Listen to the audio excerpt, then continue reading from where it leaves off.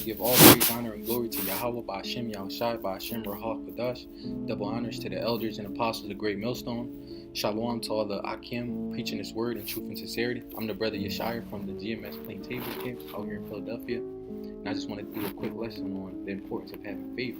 This is Hebrews chapter 11, verse 1. It says, now faith is the substance of things hoped for, the evidence of things not seen. Yeah, so having faith is being able to believe in something that you're not able to see.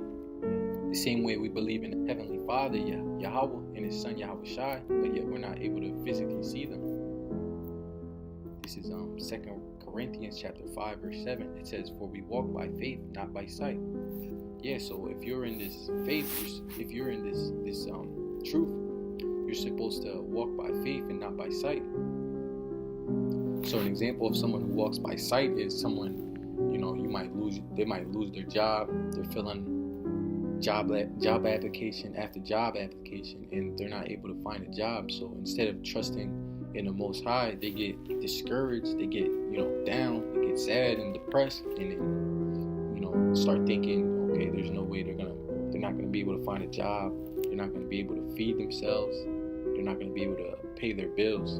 So an example of someone who walks by faith is just them, meditating upon the scriptures, knowing what the scriptures say, and knowing that the Most High is going to take care of them at the end of the day. This is Psalms chapter 37, verse 25. It says, I have been young and now am old, yet have I not seen the righteous forsaken, nor his seed begging bread. Yeah, so if you know that you're serving Yahweh Ba'ashem Yahushai to the best of your ability in truth and sincerity and in faith, you know that He's going to take care of you, and you're not going to have to beg for bread, that you're going to be able to provide for yourself, and you're going to be able to feed yourself and have shelter and a place to live. This is John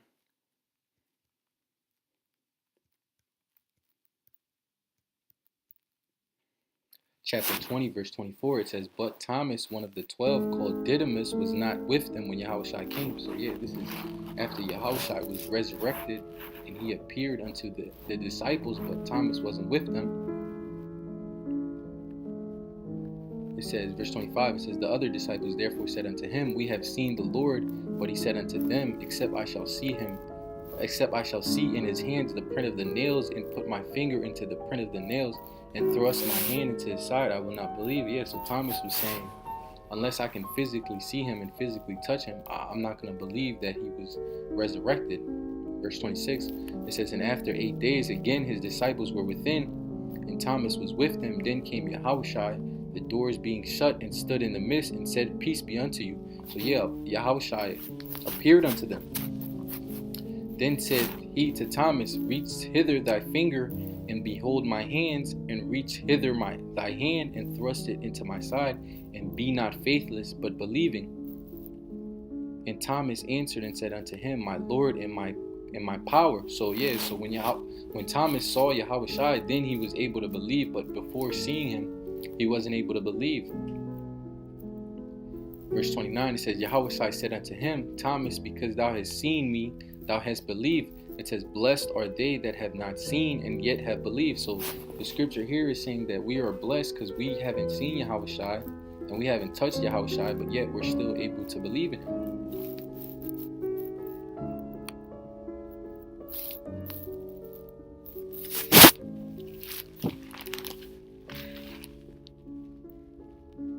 This is 1 Samuel chapter 17, verse 4. It says, and there went out a champion out of the camp of the Philistines named Goliath of Gath, whose height was 600 cubits in a span. It says, and he had a helmet of brass upon his head, and he was armed with a coat of mail, and the weight of the coat was 5,000 shekels of brass, and he had greaves of brass upon his legs, and a target of brass between his shoulders. And the staff was his spear. Of his spear was like a weaver's beam, and his spear's head 600 shekels of iron, and one bearing a shield went before him. And he stood and cried unto the armies of Israel, and said unto them, why are ye come out to set your battle in array? Am not I a Philistine, and ye servants to Saul? Choose you a man for you, and let him come down to me. It says, if he be able to fight with me and kill me, then will we be your servants. But if I prevail against him and kill him, then shall ye be our servants and serve us. And the Philistine said, I defy the armies of Israel this day. Give me a man that we may fight together. It says, when Saul and all Israel heard these words of the Philistine, they were dismayed and greatly afraid. So Goliath came up to the army of Israel, and he was boasting of his own strength. And when the men of Israel saw him, they were afraid. I'm gonna skip down to verse 22. It says, and David left his carriage in the hand of the keeper of the carriage and ran into the army and came and saluted his brethren. So David came into the camp of Israel and saluted his brethren. It says, and as he talked with them, behold, there came up the champion, the Philistine of Gath, Goliath by name, out of the armies of the Philistines, and spake according to the same words, and David heard them. So Goliath came up talking the trash that he was talking earlier. It says, and David heard him. It says, and all the men of Israel, when they saw the man, fled from him and were so afraid. So all the men that were in the army of Israel were afraid of Goliath. It says, and the men of Israel said, I'm gonna skip down to verse 32. It says, and David said to Saul, let no man's heart fail because of him. Thy servant will go and fight with this Philistine. So David was agreeing to fight with Goliath. It says, and Saul said to David, thou art not able to go against this Philistine to fight with him, for thou art but a youth, and he a man of war. So Saul, because of his unbelief, because of his lack of faith, was afraid of this man. Instead of trusting in Yahweh B'Shem Yahushai, he trusted in his own abilities, and he saw that his abilities would not be able to match up with Goliath's abilities. It says, and David said unto Saul, thy servant kept his father's sheep, and there came a lion and a bear and took a lamb out of the flock.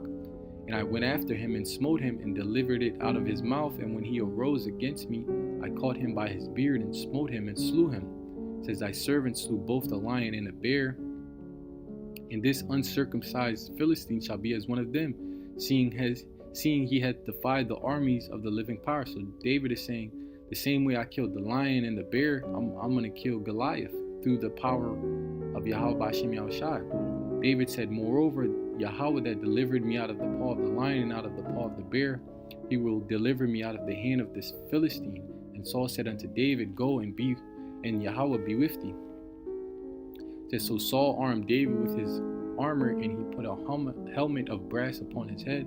Also he armed him with a coat of mail. And David girded his sword upon his armor, and he essayed to go, for he had not proved it. And David said unto Saul, I cannot go with these, for I have not proved them. And David put them off. It says, and he took his staff in his hand, and he chose him 5 smooth stones out of the rock, and put them in a shepherd's bag which he had, even a scrip, and his sling was in his hand, and he drew near to the Philistines. So David was ready to do battle with this great warrior, this giant Goliath, with just some stones in a sling. It says, and the Philistine came on and drew near unto David, and the man that bare the shield went before him.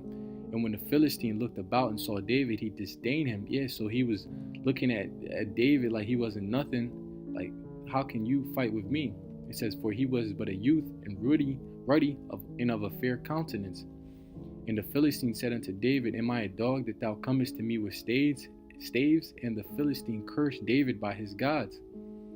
Verse 44, it says, and the Philistine said to David, come to me, and I will give thy flesh unto the fowls of the air and to the beasts of the field.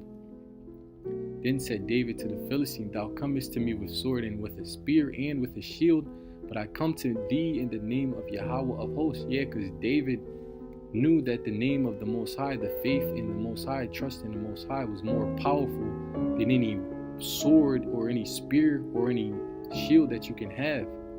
It says, the power of the armies of Israel whom thou hast defied. It says, this day will Yahweh deliver thee into mine hand, and I will smite thee and take thine head from thee, and I will give the carcasses of the hosts of the Philistines this day unto the fowls of the air and to the wild beasts of the earth, that all the earth may know that there is a power in Israel. It says, and all this assembly shall know that Yahweh saveth not with sword and spear, for the battle is Yahweh's, and he will give you into our hands. So David through his faith in the Most High, he understood that as long as you trust in the Most High, that he's going to deliver you from any enemy or any battle, because as it says, for the battle is Yahweh's. It says, and it came to pass when the Philistine arose and came near and drew near to David to meet David, that David hasted and ran toward the army to meet the Philistine. And David put his hand in his bag and took thence a stone and slang it and smote the Philistine in his forehead, that the stone sunk into his forehead, and he fell upon his face to the earth. It says, so David, took his sling and his stone, and he hit Goliath in the head, in his forehead, and knocked him out cold. It says, so David prevailed over the Philistine with a sling and with a stone, and smote the Philistine and slew him. But there was no sword in the hand of David. Therefore David ran and stood upon the Philistine, and took his sword, and drew it out of the sheath thereof, and slew him, and cut off his head therewith. And when the Philistines saw their champion was dead, they fled.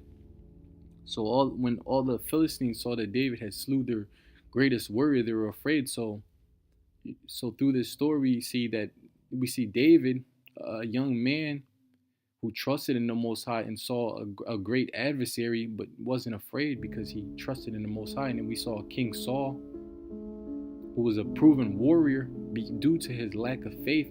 He was afraid of Goliath, the giant, and was afraid to do battle with him due to his lack of faith. This is Ecclesiasticus chapter 2 verse 10. It says, look at the generations of old and see, did ever any trust in the Lord and was confounded, or did any abide in his fear and was forsaken? Or whom did he ever despise that called upon him? So the same way that when David went up against Goliath, and the Most High, gave him the victory, made him prevail over Goliath, the same way in any battle, whether it be a physical battle or a spiritual battle, because in 2 Corinthians 10 and 4, it says, through 4, it says that the weapons of our warfare are not carnal. So we're not in a physical battle these days. We're not going to be going up against any Goliaths, but we're in a spiritual battle. So the battle in our mind, but it still says the battle is Yahweh. So no matter whether it be a physical battle or a spiritual battle, we're still going to overcome. The Most High is through our faith in the Most High, we're going to overcome the battle. This is Hebrews 11 and 6. It says, but without faith it is impossible to please him. So if you're lacking in faith, you're not going to be able to do the things that please the Most High. And having faith having faith in him pleases the Most High. It says, for he that cometh to the Most High must believe that he is, and that he is a rewarder of them that diligently seek him. So if you're seeking the Most High and you have faith in the Most High, he's going to reward you, and it's also pleasing to the Most High. So Lord willing, this video is edifying. I want to give all praise, honor, and glory to Yahweh, Ba'ashem, Yahushai, Ba'ashem, Rakakadash, double honors to the elders and apostles of Great Millstone. Shalom to all the Akim, preaching his word in truth and sincerity.